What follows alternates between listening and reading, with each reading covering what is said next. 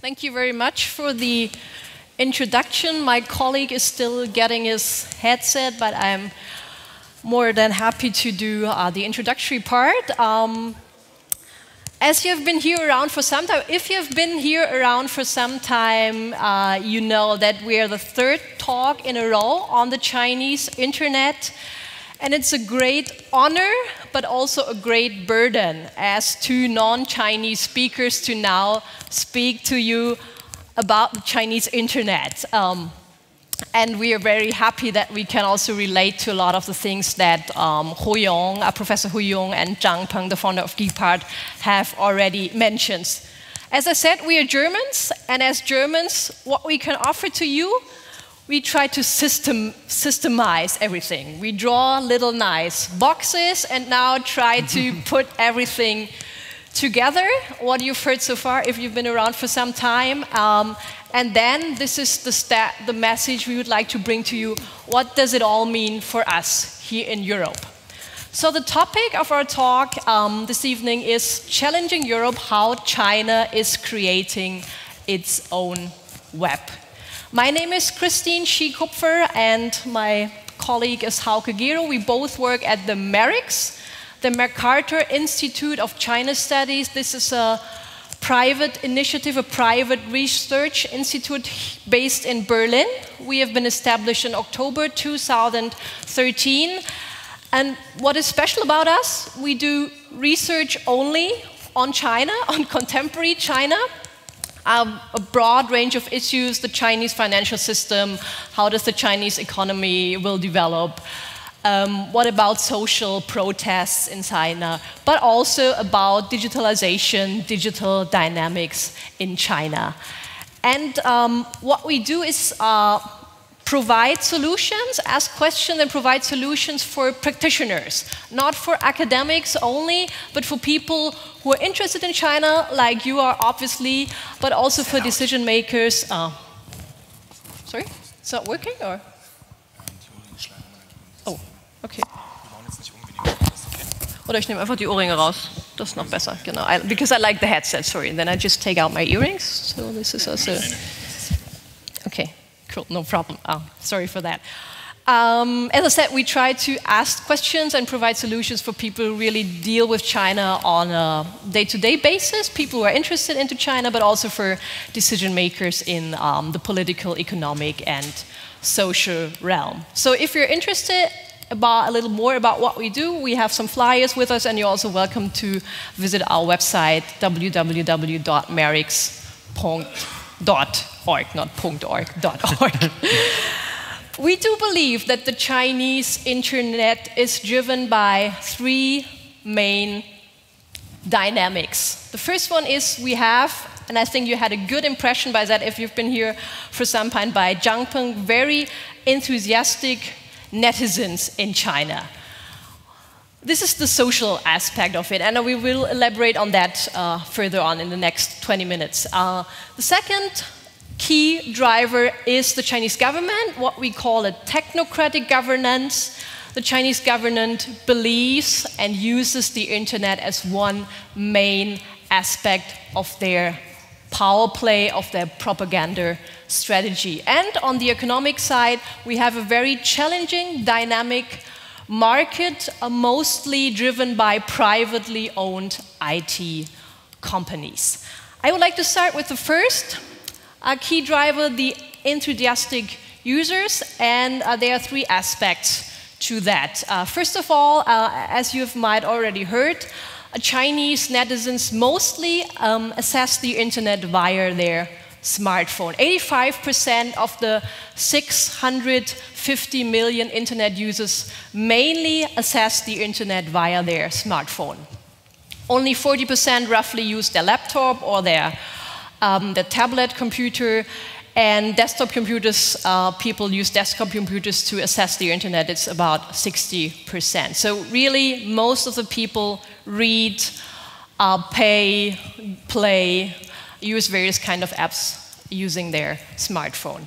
The second aspect that the Chinese people, and also Zhang Peng is a really illustration of that, are what I would call early adopters, especially compared to the Europeans or especially the Germans. So they're very prone to, very curious to use new technology. They change, a lot of the Chinese friends I have, they changed their smartphone, or they have a couple of smartphones. And they also like to try various kind of new apps. They're much more prone than we are in Germany to put a lot of information online, to share a lot of things online. It's really a shared digital culture, you could say so. And China is a mass market, so if you have an app, and there was an app, I just give you an example, last year there was a very famous app in China by which you could kind of create and beautify your virtual avatar, your personal profile in various social media networks. And there was one app coming out, and just within a week, 20 million users downloaded this kind of app. So it really created a huge traffic, and of course the founder of the application, which is called Lian Meng in China, as I said, for digital avatars, was very happy about it. But this is just an example to show you people are very eager and very curious to try out all kinds of different things. And this creates, in various aspects also, a trend which we would call digital mobilization. This is, on the one hand side, has to do with consumption. People really like to, for example, on the so-called China Black Friday, it's the 11th of November, where Chinese people like to buy things on e-commerce platforms en masse because they can get better deals. There's also an application like Groupon where you can sign up for collective deals. And Alibaba, last year on the 11th of November, Alibaba provides one of the most famous e-commerce platforms in China.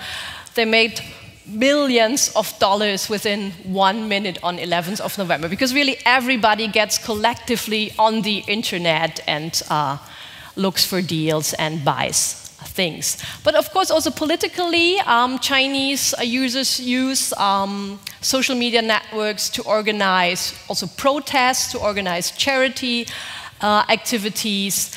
But also there's this kind of destructive aspect to that. The Chinese internet, because it's so popular and it's due to that the official media are not as much as a platform of plural opinions as they are in the West due to the censorship. They also use the social media to denounce people, to attack people. Some Chinese, they put pictures of local politicians. This is very, very famous, very popular in China. Put pictures of local politicians online, showing them in compromising situations, like visiting a bordel or wearing luxury watches and something like that. It's called human flash search ending. And then a lot of Chinese people also share more information about this local cadre, share his address, maybe try to find out his address, and say where does his children go to school. So there's also a kind of destructive aspect to that kind of digital mobilization. Which brings us to the second key driver, the technocratic governance. And I hand over to my colleague Hauke for that. Yeah, thank you, Kristin. Can you hear me? Yes. Oh, good. So we see there is a huge dynamic going on in the social sphere of the Chinese internet. And of course, the Chinese government is a government that very much wants to control things and by all means wants to control information and technology, and the belief that technology can indeed solve political problems, which is commonly known as technocracy, is a cornerstone of this development.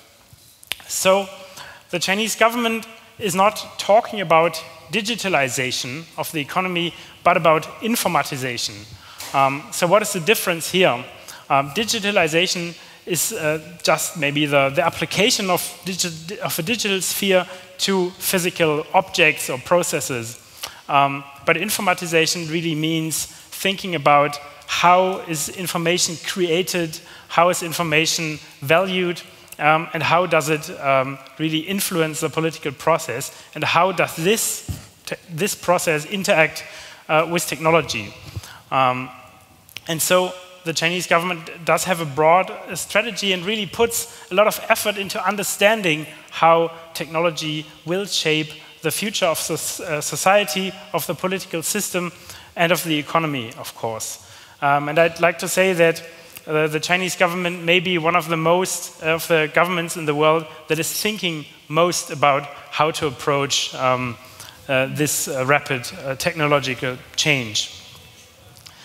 And of course, the Chinese government is using these tools, big data and the internet, to broaden its control over information and citizens.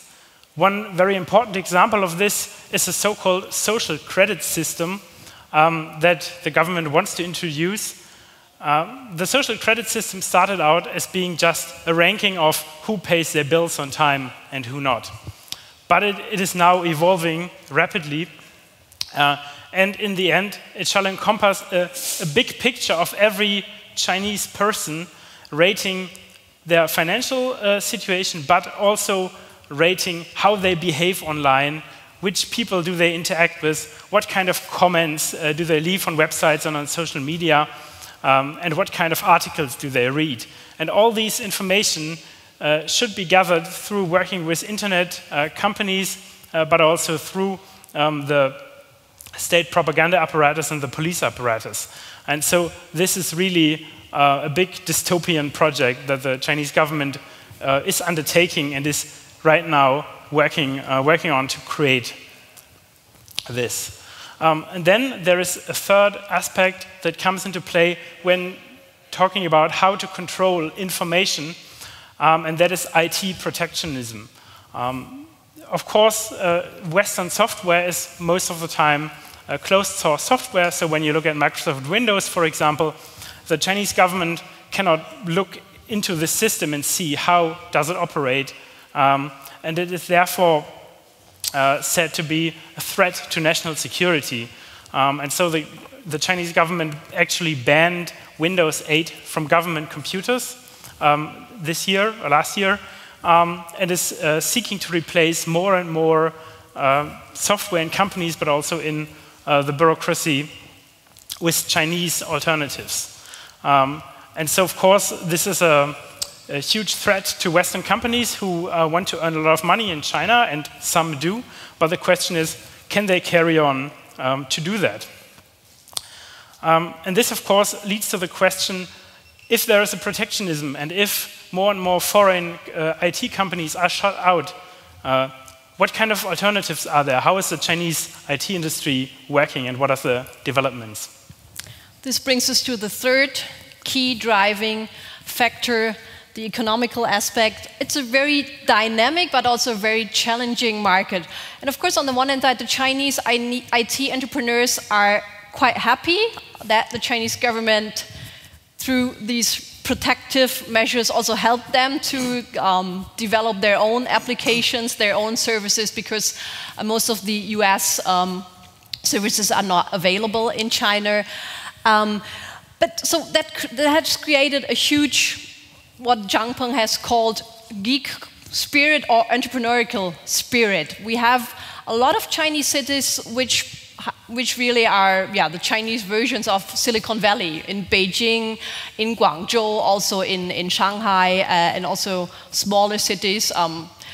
We have a very vibrant startup scene. Young people who really want to do something different, want to create something, not, of course, also hopefully become the second Jack Ma, the founder of Alibaba, who made a lot of money last year by his very impressive IPO in the USA, but really also to create something, to sell their idea, to make a good app or make a good technology.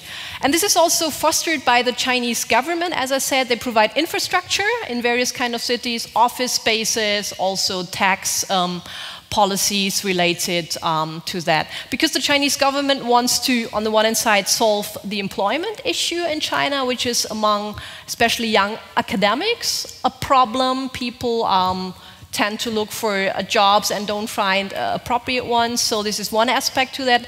And the Chinese government also would like to foster the startup spirit to achieve industrial upgrading, to become a high-tech industry country and not only stay at the stage of made in China, but really to develop into a country with a tech like created in China. This is the first aspect. The second aspect is because China is a mass market, and I mentioned that to you, so if an application can attract 20 million or 30 million users, you can make a lot of money. So people tend to, especially in the application realm, to basically copy prominent applications from the West, to adopt them a little bit and bring them to the Chinese markets. Or if they are successful Chinese applications, try to develop them a little bit further. But of course, this doesn't only stay at that stage. As Zhang Peng before also has mentioned, we do see various, especially in niche markets like drones or various also software, for example, for medical hospitals, where Chinese startup entrepreneurs really make real innovations. But the incentive, because it's a mass market, to really just kind of slightly adopt a very successful app, for example, is of course, there are huge incentives for that. Yes, and so we have this very dynamic market, and we have the big IT companies and very successful entrepreneurs that gain a lot of social credit, like you also showed. And so these CEOs also become political challengers in a way. So we see that Lei Jun, the CEO of Xiaomi, is a member of the Chinese parliament and so has some degree of influence. The same is true for Jack Ma. And so we see that these IT entrepreneurs not only stay in their own realm of the IT world, but also try to influence what the government is doing. And even criticizing the government, sometimes very prominently. The last example was last week. Eric Xu, the CEO of Huawei, loudly criticized the Chinese government's IT strategy and said that the protectionism that the government is currently working on will actually harm Chinese IT companies in the longer run. Because if Chinese IT companies are protected from the global market for a long time, he says, the innovation might stop at some point. And so we see that there is a new development, and these people are also very self-confident and try to shape IT policy of the government. So now we talked about the different dynamics that we see in the Chinese internet, but of course the question is how will it impact us, how will it impact Europe? And of course, the theme of this year's Republica is Finding Europe.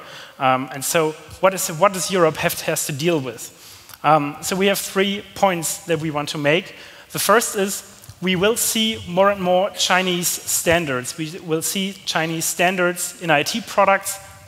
For example, we know the WAPI Wi-Fi system that actually forced Apple to rebuild the first iPhone to make it compatible with the Chinese market because it wasn't allowed to sell it then. And we see that these Chinese standards are a very active part of Chinese foreign policy. So the Chinese government is making huge investments all over Africa and South Asia to bring more IT infrastructure and broadband and mobile communications systems there. And it uses of course, Chinese standards there. And so this may very well be a challenge to classical European development aid that we can see here, or that we should look out for and just think about how to deal with it. The second point is a global expansion.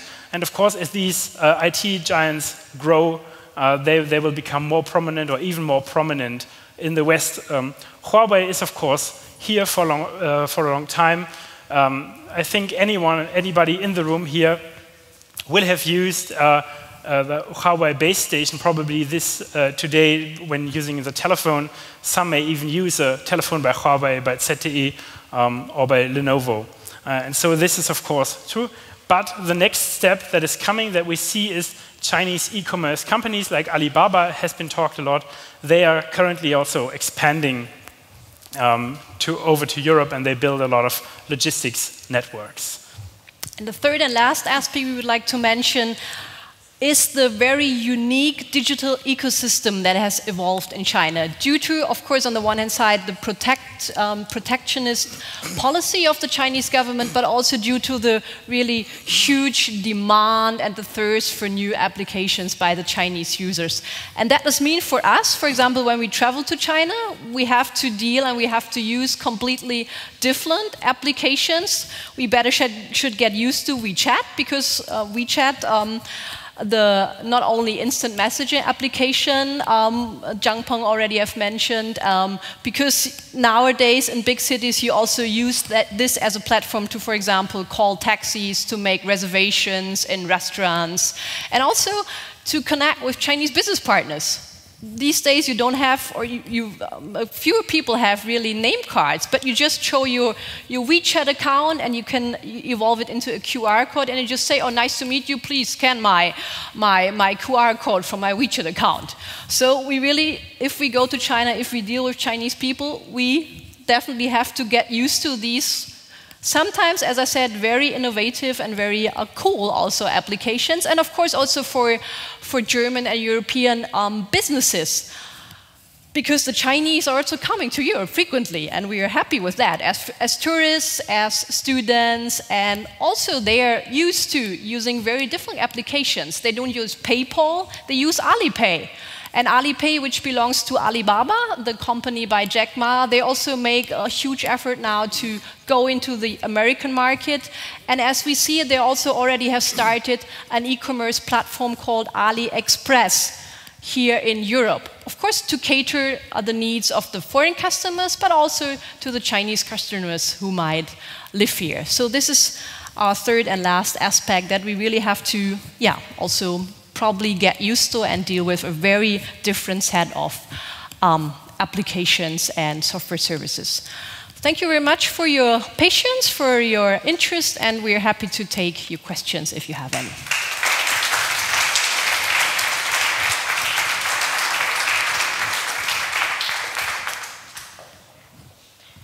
Yeah, thank you for, okay, there we have a question. It aims indeed to be a very broad, very holistic, to paint a holistic picture of how a Chinese citizen is behaving online, offline, in social interactions, in political life, in economic life, in the financial life. So this is really, it aims to just give a score to every Chinese and say, how do you behave? What are you doing? It is, of course, all about control. Interestingly, the social credit system should not only apply to citizens, but it should also apply to government agencies, to bureaucracies. And so there might also be an interesting catch when you look at the ongoing anti-corruption campaign, for example. Can a corrupt office be downgraded in a way? Will it affect the career of the cadres working in this department if the score is below a certain point? So this might also be an interesting point for government organization, how the way the government is working. But of course, I think the main point here is about controlling what citizens are doing. And one of the reasons the Chinese government has been giving why they developed this system is that a lot of social boundaries and in the last years through the reform and opening up policies evaporated, so that the control through maybe also the party or your local party is not as strong as it used to be. And of course, the crucial question to that is, how far are the Chinese IT companies willing to provide such kind of data? I mean, this is also a discussion we obviously have in other countries of the world, but also how the Chinese consumers themselves, if they have any bargaining power, or how can their legal rights can be protected in the wake of this really broad-based government initiative. This should all be established by 2020, and this is a governance plan which has just been published last year. It's in Chinese, it's called 社会信用体制. So it's social credit system, which is, as my colleague said, will collect all kinds of data. You track what kind of things will you buy on what kind of platforms, to which people do you talk online, and maybe link this with your credit card information or with your medical record at the hospital. So really bringing together all kinds of data you create. It may of course also use the tracking of your cell phone. You say, oh, this person has been near or around some places where there have been protests. So of course all these kind of data will also be available to the government.